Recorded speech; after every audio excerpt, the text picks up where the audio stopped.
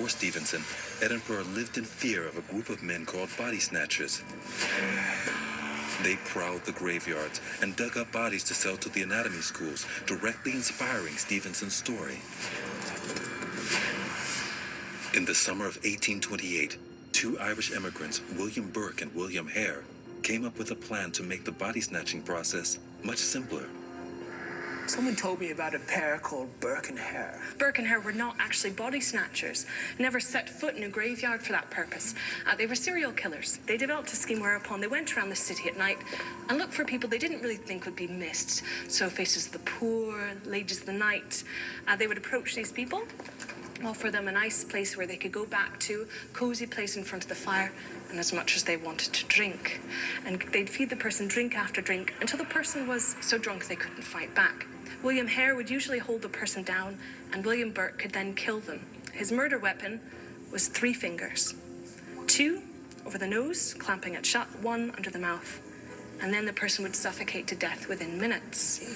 So they had a nice clean body on their hands as well. You didn't have any gunshot wounds, any stabbing marks, no large bruises. So you could easily sell these bodies over to the medical school. Over 18 months, Burke and Hare murdered 17 people. This was the most prolific killing spree that Scotland had ever seen.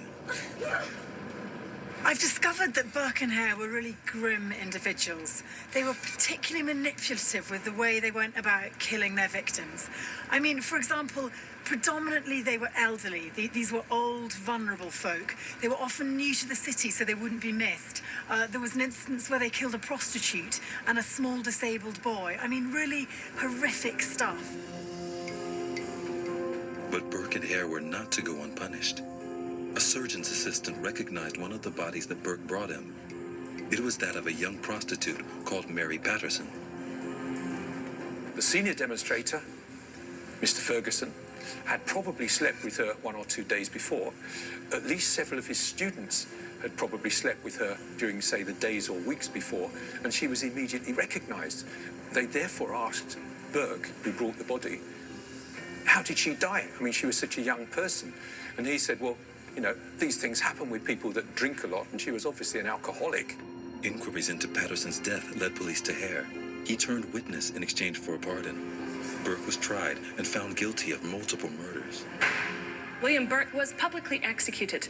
About 20,000 people showed up in the center of town to see this hanging. So you can imagine all the windows, all the rooftops, as well as the pavement itself, all being completely full of people. But they thought it appropriate, since he'd given so much to the medical school, what would be the last perfect gift for him to give but his own body. Burke's body was sent straight from the gallows to the medical school, where it received the same treatment as the bodies of his victims. There were some life masks made. This is the life mask of Burke, and this was made when he was in the Tolbooth prison in Edinburgh. This is the death mask of Burke that was made very shortly after he was executed, and it's not entirely clear, but there's meant to be a rope mark here. After they cast the death mask, the men at the anatomy school dissected Burke's body and made a series of notebooks from his skin. Some of them are still in circulation today. Tessa discovers the rest of Burke's remains are also here. This is the infamous Burke. It's all quite horrifically macabre. He was dissected under the authority of the university professor of anatomy at that time. This was to try and inhibit other people from... I can't help feeling there are enormous similarities between Stevenson's Jekyll and Hyde and this strange double world of medical professionals and body snatchers and murderers.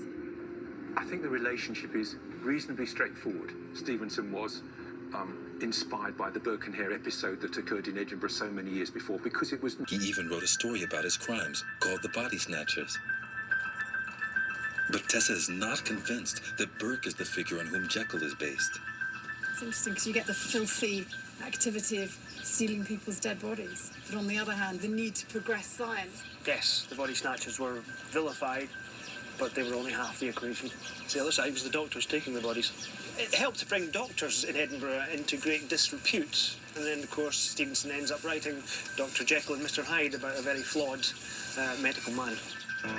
Jekyll is a respectable doctor but he abuses his medical knowledge, creating a potion which allows him to indulge his darkest desires.